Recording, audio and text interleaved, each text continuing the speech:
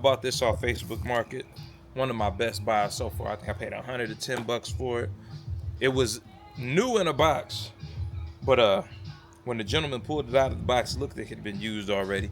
And I'm not mad at that, because it was $110. I've already got my money's worth out of this thing. I'm gonna go raw, no gloves. But I got this last branch right here. I'm gonna cut. First, I'm gonna take the safety off and show y'all the power.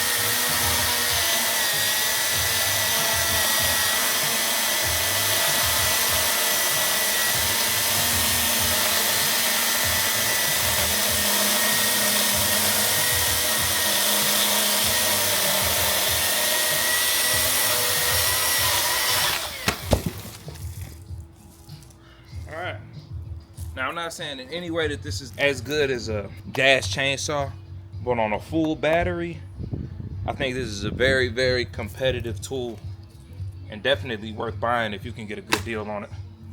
Shout out to Milwaukee. I basically got busy with that thing. I had two big branches sprawling out over the neighbor's house. I wanted to knock them down before they became a real issue.